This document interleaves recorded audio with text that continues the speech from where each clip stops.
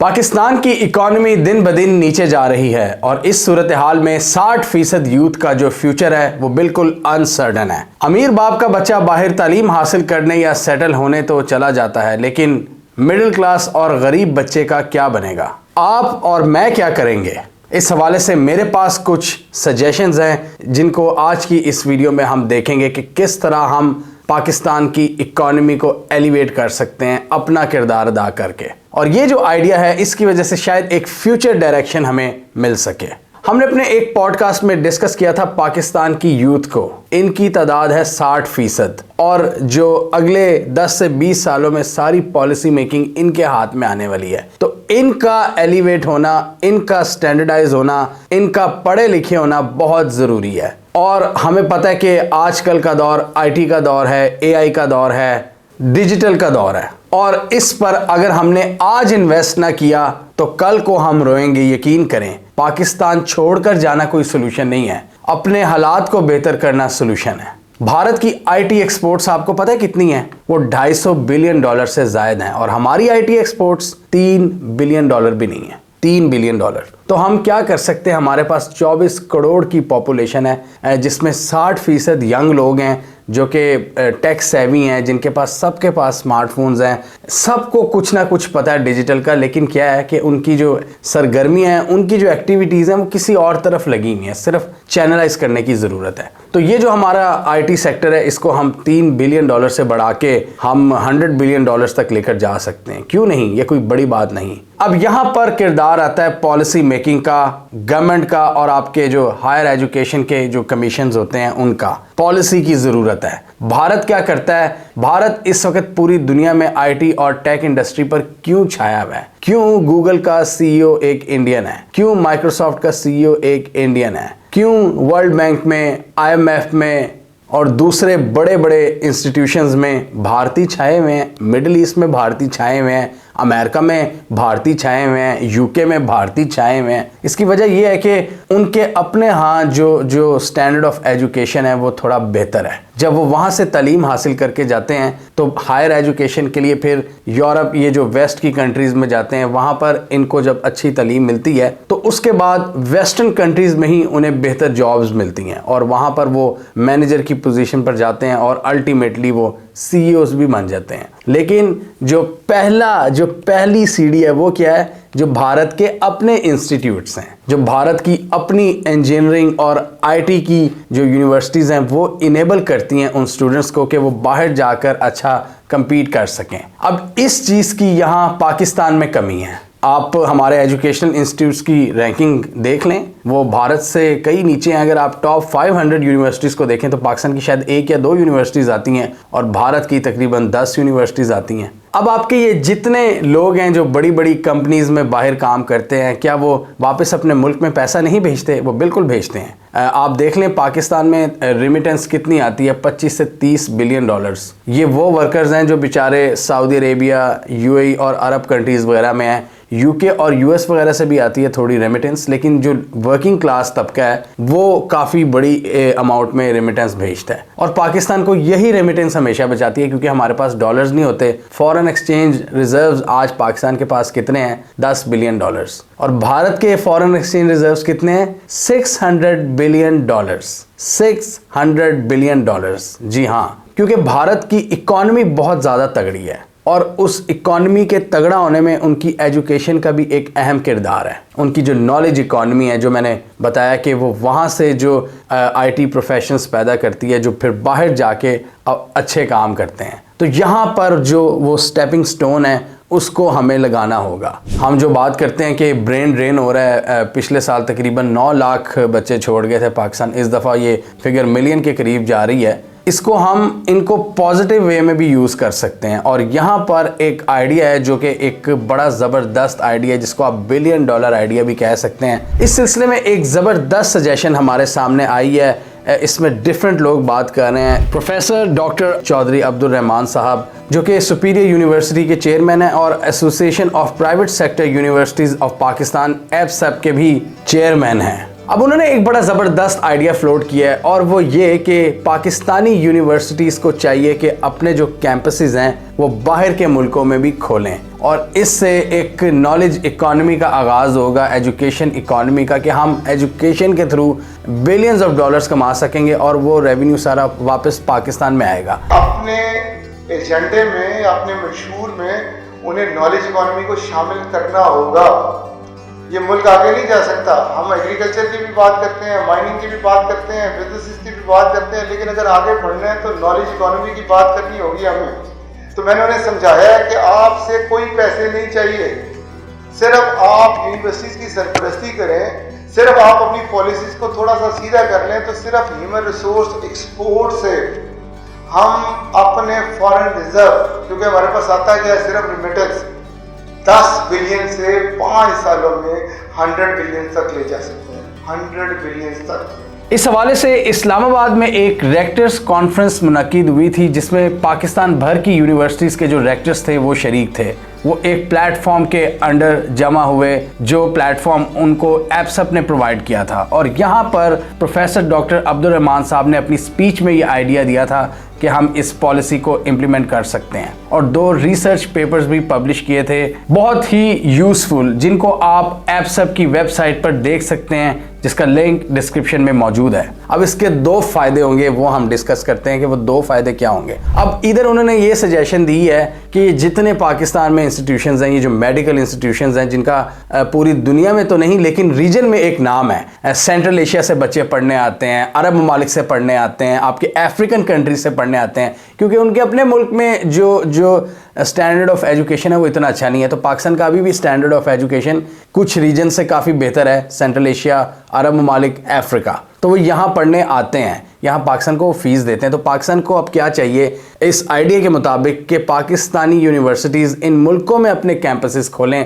और वहाँ पर उन बच्चों को इनरोल करें, और वहाँ पर जो फिर पाकिस्तानी पॉपुलेशन होगी उनके लिए भी आसान होगा कि वो अपने बच्चों को उन कैंपसेस में दाखिल करवाएं। फॉर एग्जांपल, ये जो आपकी इतनी ज़्यादा लेबर क्लास है, वर्किंग क्लास है, आपकी मिडिल क्लास, आपकी मिडिल ईस्ट में, तो वो उनके पास पैसा नहीं होता कि वो पाकिस्तान में बहुत अच्छे इंस्टीट्यूशंस में अपने बच्चों को दाखिल करवा सकें। तो ये जो आपकी मिड लेवल यूनिवर्सिटीज़ हैं, वो वहाँ पर अगर अपने कैंपसेस खोल लेती हैं तो वहाँ पर ना सिर्फ वो गरीब पाकिस्तानी वो भी अपने बच्चों को दाखिल करा सकेंगे जो वहाँ पर काम करने गए हुए हैं, और दूसरा पाकिस्तान इंटरनेशनल प्रोग्राम्स ऑफ़र कर सकता है इंटरनेशनल स्टूडेंट्स के लिए, सेंट्रल एशियंस, अरब्स, अफ्रीकन्स। और इसके साथ ही ओवरसीज़ पाकिस्तानियों के बच्चे पाकिस्तानी कैंपसेस में भी दाखिला लें जो पाकिस्तान में मौजूद हैं, ताकि उनके पास मल्टीपल ऑप्शंस हों। तो इससे क्या होगा, एक तो पहली चीज़ है क्लियर कट के पाकिस्तान के रेवेन्यू में इजाफा होगा, पाकिस्तान की जो इनकम है उसमें इजाफा होगा, पाकिस्तान में डॉलर्स आने शुरू हो जाएंगे। तो ये उनके आइडिया के मुताबिक ये 100 बिलियन डॉलर्स तक जा सकती है। ये पूरी इनकी कैलकुलेशन है ये, कि जितना वो पर सेमेस्टर और फिर साल और फिर कई सालों में अगर उसको मल्टीप्लाई करें तो वो अरबों डॉलर्स में वो रकम बनती है। अब यहाँ पर इसका सिर्फ ये फ़ायदा नहीं है कि पाकिस्तान की इकॉनमी मजबूत होना शुरू हो जाएगी नॉलेज इकॉनमी की वजह से। अगला स्टेप होगा कि पाकिस्तानीज़ फिर कोलैबोरेशंस करें इंटरनेशनल इंस्टीट्यूट्स के साथ, और यहाँ पर भी ये सजेशन देते हैं कि ना सिर्फ हम इंटरनेशनल कैंपसेस खोलें, हम अपने ऑफिसेस खोलना शुरू कर दें, रिक्रूटमेंट कंपनीज खोलना शुरू कर दें, इंक्यूबेशन सेंटर्स खोलना शुरू कर दें, और प्रोफेशनल ट्रेनिंग इंस्टीट्यूट्स। ये जब हम खोल लेंगे बाहर, उसके बाद पूरी दुनिया के जो एजुकेशन इंस्टीट्यूट्स हैं वो पाकिस्तानियों के साथ कोलैबोरेशन करेंगे। और पूरी दुनिया में हम देखते हैं कि जो एकेडमिक्स होते हैं, जो एजुकेशनलिस्ट होते हैं, जिनका ताल्लुक एजुकेशन और नॉलेज से होता है, रिसर्च से होता है, वो रिसर्च कोलैबोरेशन के लिए तैयार बैठे होते हैं। अब आप देखें, सर्न इसकी एक आला एग्जांपल है। सर्न जो एक लेबॉर्ट्री है यूरोप में, और ये स्विट्ज़रलैंड में, और कई ये शहरों को वहाँ पर कनेक्ट करती है। ये एक बड़ा ज़बरदस्त कोलैबोरेटिव एनवायरनमेंट है। जर्मनी वगैरह के साइंटिस्ट, इवन पाकिस्तान के साइंटिस्ट वहाँ पर मौजूद हैं जो पार्टिकल फिज़िक्स वगैरह से रिलेटेड रिसर्च कर रहे हैं, हाई एनर्जी फिज़िक्स से रिलेटेड रिसर्च कर रहे हैं। तो वहाँ पर हमें एक कोलैबोरेशन नज़र आती है। इसके अलावा चाइना तैयार बैठा हुआ है रिसर्च कोलैबोरेशन के लिए, और पाकिस्तान का एक दौर में बड़ा स्टैंडर्ड होता था, जो अभी भी वो स्टैंडर्ड है। मतलब हम अभी भी कोई बहुत ही घिसे पिटे लोग नहीं हैं। हमारे यहाँ अभी भी बड़े ज़बरदस्त रिसर्चर्स मौजूद हैं जो कि कोलैबोरेशन और रिसर्च के साथ एक ऐसा एनवायरनमेंट बना सकते हैं, ऐसा एक ऐसी कंबाइंड डिग्री या कंबाइंड कोर्सेज हम ऑफर कर सकते हैं जिससे सबसे पहले फ़ायदा किसको होगा? पाकिस्तानी बच्चे को होगा, जो या तो बाहर रहता है या इवन मुल्क के अंदर भी। जब वो इनेबल होगा, जब वो ज़्यादा अच्छी तालीम हासिल करेगा, वो फिर मज़ीद आगे कोलैबोरेशन और रिसर्च करने के काबिल होगा इंटरनेशनल लोगों के साथ। सारा अमेरिका यूनिवर्सिटियाँ चला रही है, और अगर वो यूनिवर्सिटियाँ चला सकती हैं तो पाकिस्तानी यूनिवर्सिटियाँ क्यों नहीं चला सकती? सिर्फ गवर्नमेंट को ऐसी पॉलिसीज देनी है जो फ्रेंडली हों। तो मेरे वाइस चांसलर से मेरी गुजारिश है कि अपने इंटरनेशनल ऑफिस को एक्टिव करें, वो बाहर जो जॉब अपॉर्चुनिटीज़ मेरे बच्चों के लिए है वो ढूंढ के लाएं, अपने करिकुलम को अपडेट करवाएं कि ये ग्लोबली रेलिवेंट हम अपना ग्रेजुएट पास आउट कर सकें, और खुद कोई अपॉर्चुनिटी ना जाने दें। चाइना, यूरोप, जहाँ हमें अपने बच्चों के लिए अपॉर्चुनिटियाँ मिल रही हैं, हमें उनको अवेल करना है और हमें रास्ता दिखाना है, हमें आगे लगना है। अब देखें ना, आप कोई भी ऐसी कोई कंट्री निकाल लें अफ्रीका की जिनके हालात इतने अच्छे नहीं हैं, ये सूडान वगैरह, ये जो इनके युगांडा वगैरह, इनके बहुत से बच्चे आते हैं पाकिस्तान। आप पंजाब यूनिवर्सिटी वगैरह में देख लें, कायद आज़म यूनिवर्सिटी में भी ये फिर रहे होते हैं। तो इनके अपने मुल्क में रैंकिंग्स इतनी अच्छी नहीं है, तो पाकिस्तान उनको एक बेहतर एजुकेशन प्रोवाइड करता है उन बच्चों को, अफ्रीकन बच्चों को। तो आप खुद सोचें, अभी उसी यूनिवर्सिटी का कैंपस जब अफ्रीका के उस कंट्री में होगा तो कितना ज़्यादा फ़ायदा होगा, पाकिस्तान का नाम ऊंचा होगा, पाकिस्तान के पास पैसा आएगा और फिर पाकिस्तान का स्टैंडर्ड भी अच्छा होगा। इसके लिए सबसे इम्पॉर्टेंट फैक्टर है वो ये कि हमें अपनी एजुकेशन का जो स्टैंडर्ड है उसको भी इम्प्रूव करना होगा। हम ये नहीं है कि हम अपने बहुत सी ऐसी पाकिस्तान में यूनिवर्सिटीज़ हैं जो इतनी स्टैंडर्ड की नहीं है, सब स्टैंडर्ड हैं। तो यहाँ पर ये कोई ऐसी सजेशन नहीं मैं दे रहा कि वो सब स्टैंडर्ड यूनिवर्सिटीज़ वहाँ पर खुलना शुरू हो जाएं। हमें अपना पाकिस्तान में पहले लेवल बढ़ाना होगा, उसके बाद हमें बाहर जाना होगा। और इसके लिए सबसे ज़रूरी चीज़ ये है कि HEC ऐसी पॉलिसीज़ बनाए, गवर्नमेंट ऐसी पॉलिसीज़ बनाए कि वो अलाउ करे पाकिस्तान की जो यहाँ पर यूनिवर्सिटीज़ हैं कि वो बाहर जाकर कैंपसेस खोलें, वो बाहर जाके कैंपसेस खोलें, पाकिस्तान के गरीब बच्चों को पढ़ाएं,